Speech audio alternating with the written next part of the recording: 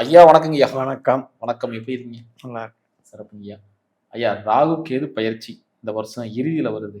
So என்னைக்கு ஆரம்பிக்குது? அத பத்தி சொல்லுங்க. அதுக்கு முன்னாடி ராகு கேது பயிற்சி ஏன் முக்கியத்துவமா நம்ம பார்க்கணும்? நெறைய பேர் ராகு கேதுனாலே ரொம்ப பயப்படுறாங்க. சனிக்கு நிகரா இருக்கக்கூடிய ஒரு பிளானட் அப்படின்னு சொல்றாங்க. எந்த அளவுக்கு உண்மைன்னு நமக்கு தெரியல. என்னதான் இருந்தாலும் ஒரு கெடுதல் வருது. ஒரு தப்பான முடிவுலாம் நம்ம குடுத்துருவாங்க. ஏன்னா ராகு கேது தான் இந்த உலகத்தையே சொல்றது அப்படின்லாம் சொல்றாங்க. உண்மையில ராகு கேதோட வேலை என்னங்கய்யா? நல்ல கேள்வி. ஏன்னா மக்கள்கிட்ட இப்போ குரு ஒருத்தர் தான் நல்லவர். ம். மற்ற கிரக பயிற்சியெல்லாம் பயப்படுற பயிற்சியாக இருக்குன்ற எண்ணம் இருக்கு. அந்த எண்ணம் தவறு. அப்படி இருந்தால் எனக்கு நல்லது பண்ணுதுன்னு ஏன் சொல்லணும்? ம். ராகு கேது எனக்கு நல்லது பண்ணுது, சனி பயிற்சி எனக்கு நல்லது பண்ணுது அப்படின்னு ஏன் சொல்லணும்? அது எப்பவுமே கெடுக்கிறதா இருந்தால் அப்போ அது அது கெடுதல் தானே பண்ணணும். கண்டிப்பா.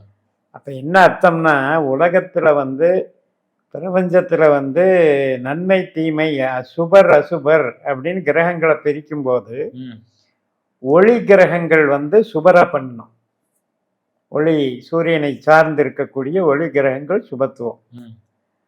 அதுபோக ரொம்ப லாங் டிஸ்டன்ஸில் இருக்கிறது இது ராகு கேது அதுக்கு உருவமே கிடையாது. ம். அது நிழல் கிரகம், வெட்டுப்புள்ளி. ம். சூரியன், பூமி, சந்திரன் சார்ந்த வெட்டுப்புள்ளி. ம். ஸோ அதனால் இப்போ அது சனி இருள் கிரகம், ரொம்ப தொலைவில் இருக்குது. சூரிய வெளிச்சத்துக்கு ரொம்ப தொலைவில் இருக்கிறதுனால அதனுடைய எஃபெக்ட் நெகட்டிவ் அப்படின்றது பொதுவான சுபர் அசுபர்னு பிரித்தோம். ஏன்னா இருள் சார்ந்த விஷயத்த சொல்றாங்க. பாரம்பரிய ஜோதிடத்தில் இப்போ கருப்பு கலர் ஏன் யூஸ் பண்ணுறோம் சனிக்கு? ம். இப்போ அதே மாதிரி ராகுவுக்கும் ப்ளூவு கருப்பு தான். அதே மாதிரி நம்ம இப்போ இது என்ன அப்படின்னா, இது வெட்டுப்புள்ளிகள் அப்படிங்கிறதுனால இது ஜோதிட ஆரம்பத்தில் ராகு கேதுக்கள் இல்லை. ம். அதுக்கப்புறம் யுகங்கள் மாறும்போது கலியுகத்தில் தான் இதனுடைய தாக்கம் அதிகம். ம். ராகு கேதுனுடைய இம்ப்ளிமெண்டேஷன்னு சொன்னால் நம்மளை பாதிக்கக்கூடிய ஒரு அம்சம்னு சொன்னால் கலியுகத்தில் தான் அது எஃபெக்ட். அதனால தான் வாரத்தில் 7 நாள் தானே இருக்குது. ம். 7 கிரகத்துக்கு. ராகுகேது கிழமை இல்லையே. அதனால் கலியுகத்தில் தான் இந்த ராகுகேதுக்கு மகிமை.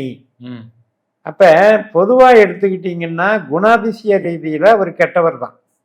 ராகுவும் கெட்டவர் தான், கேதுவும் கெட்டவர் தான், சனியும் கெட்டவர் தான் அப்படின்னு எடுத்துக்கிட்டாலும் கூட அதில் சில நல்ல பாயிண்ட்ஸ் இருக்கும்ல. ம். இப்போ வீட்டில் குப்பை இருக்குது, சுத்தம் பண்ணணும். குப்பை கெட்டது தான், சுத்தம் பண்ணாதானே நல்லா இருக்க முடியும். கண்டிப்பா. அது மாதிரி ராகுங்கிறதும் கேதுங்கிறதும் ஆசைகளை கொடுத்து அதை நம்மளை வழிநடத்துகிற விதத்தில் நம்மளை வழிநடத்துகிற நேரத்தில் பாவ புண்ணியங்களுக்கு பலன் தருது. அப்போ புண்ணிய பலன்களுக்கும் அது வேலை செய்யுது. அதனால் அது வெறும் கெடுதலே எல்லாருக்கும் செய்யணுங்கிற அவசியம் இல்லை. ஆனால் பெரும்பான்மை ராகுதசை நடக்கிற அப்படின்னு பார்த்தாலும் மோஸ்ட்லி அப்படி இல்லைங்க. ராகு திசையில் கோடிக்கணக்காக தமிழகத்தையே ஆண்டவங்க இருக்காங்க. கரெக்டாக ராகு திசை 18 வருஷம், அதில் 3 டைம் ஆண்டிருக்காங்க ஜெயலலிதா அம்மா. அப்போ ராகு அது கெடுத்துருச்சுன்னு எப்படி சொல்ல முடியும்? யோகம் கொடுத்துருக்கு.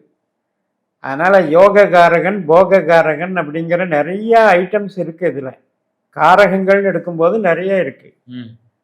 இப்போ நான் என்ன சொல்ல வர்றேன்னா, நேயர்களுக்கு உங்களுடைய பிறப்பு புள்ளி என்ன, நீங்கள் என்ன லக்னத்தில் பிறக்கிறீங்களோ உங்கள் ஜாதகத்தில் ராகு கேது சனியினுடைய பங்களிப்பு என்ன, இதை நீங்கள் பார்க்க தவறிட்டீங்கன்னா தான் நீங்கள் பயப்படணும். அதாவது நம்ம ஜென்ம ஜாதகத்தில் ராகு நல்லவரா கெட்டவரா அவங்க 4 பண்ணல உட்காரக்கூடாது.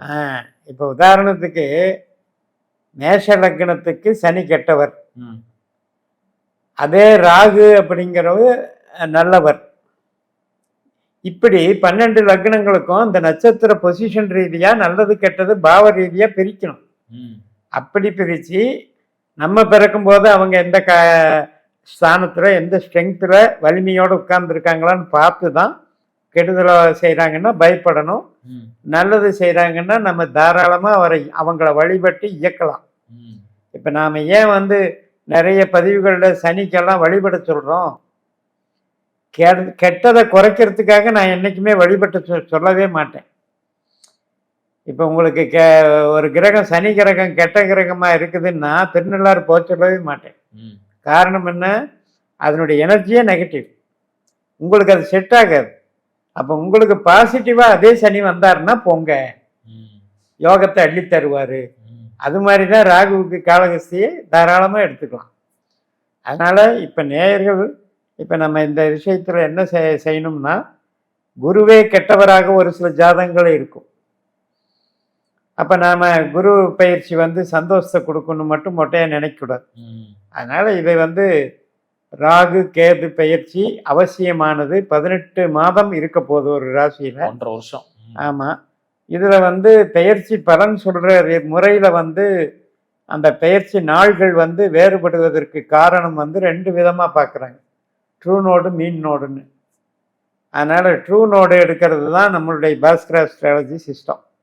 அதனால் ட்ரூ நோடு ராகு என்னுடைய தேதி வந்து பெயர்ச்சி தேதி வந்து நவம்பர் 25ஆம் தேதியே பயிற்சி ஆகுது.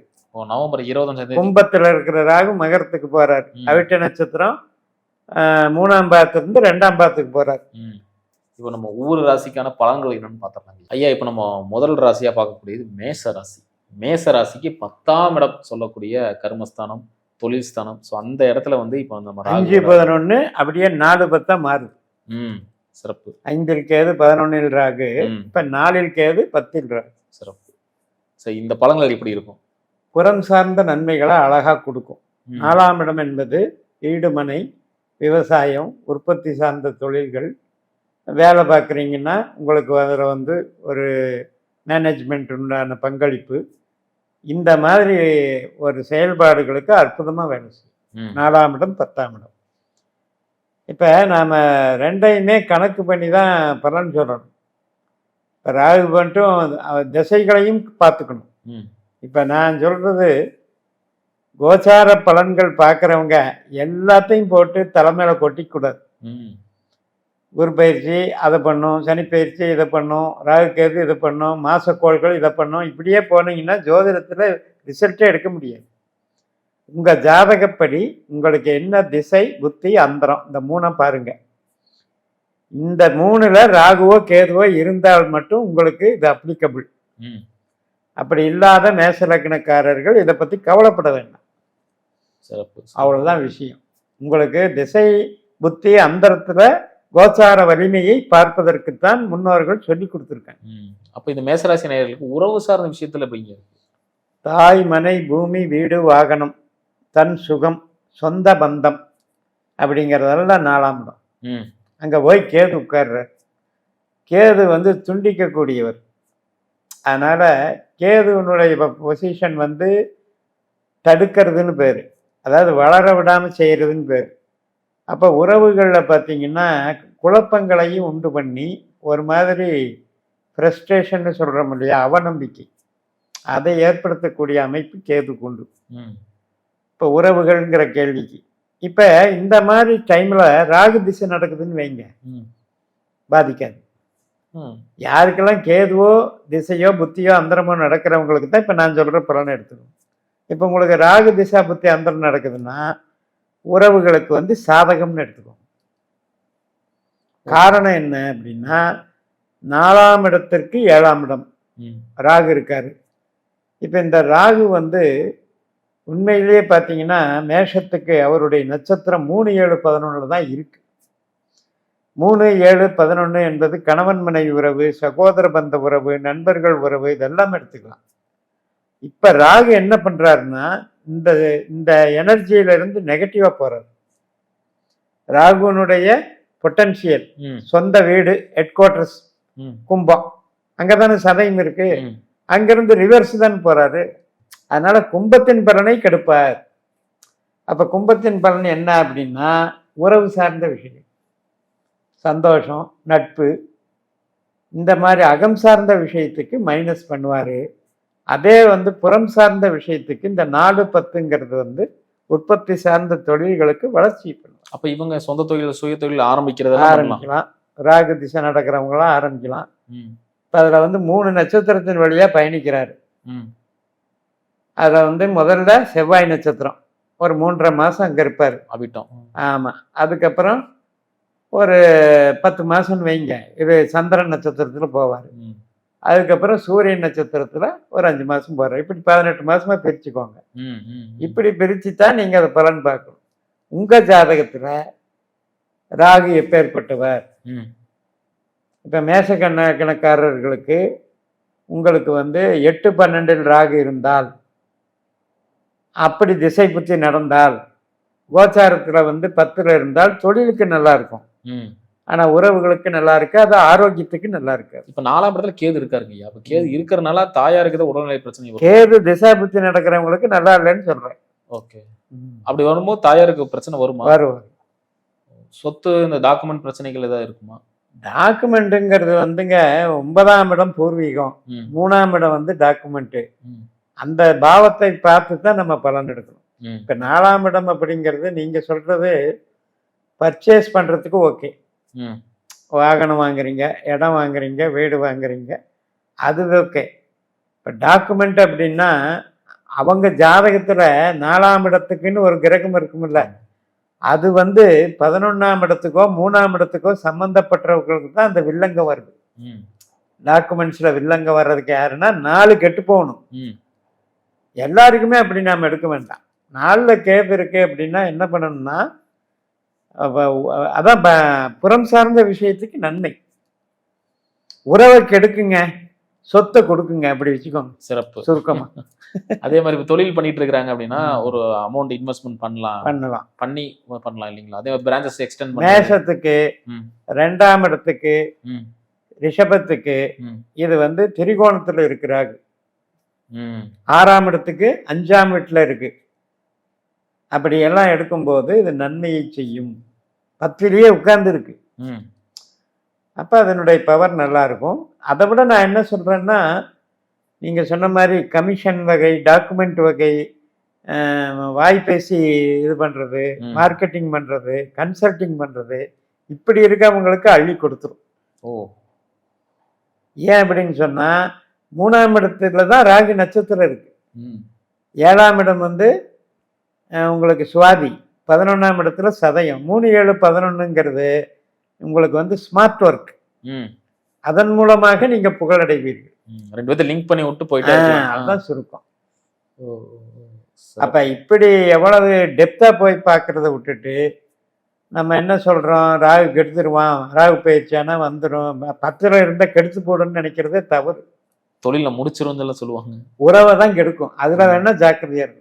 இப்ப நீங்க சொல்றீங்க இல்லையா, 3ஆம் இடம் மனசு, இளைய சகோதரன், அதே மாதிரி இடம் மாறலாம், டிரான்ஸ்ஃபர் பண்ணலாம் இப்படின்னு நினைக்கிறதெல்லாம் 3ஆம் இடம். அந்த 3க்கு 8ல் போய் மகரத்தில் உட்கார்றாரு. அப்போ 3 எப்படி டெவலப் பண்ணுவார், கெடுத்துருவார்.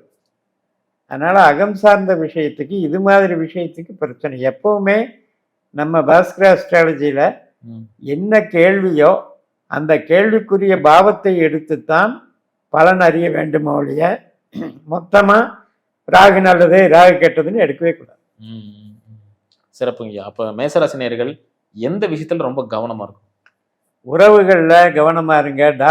டாக்குமெண்ட் சம்மந்தப்பட்டதோ, பிறரை நம்பி கொடுக்கறதோ, மாற்றத்துக்காக பிளட்ஜ் பண்றது, இதெல்லாம் அவசியம் இல்லை. இந்த 18 மாசத்துக்கு கட்டி போட்ட மாதிரி இருக்கணும். பிறரை நம்ப செய்யக்கூடிய செயல்பாடுகள் வேண்டாம். நீங்க ஒரு ஃபேக்டரி வச்சிருக்கீங்கன்னா உற்பத்தி டெவலப் பண்ணுங்க, நல்லா வரும். இல்லை ஃபேக்டரியில மேனேஜ்மெண்ட் பார்க்குறீங்கன்னா உங்களுக்கு ப்ரொமோஷன் கிடைக்கும். யாருக்கெல்லாம் ராகுக்கு கனெக்டிவ் திசா புத்தியில் கனெக்ட் ஆகுதோ கண்டிப்பாக நடக்கும். சிறப்பு, அற்புதமாக சொன்னீங்க. மீண்டும் அடுத்த காலையில் சந்திக்கலாம். நன்றி.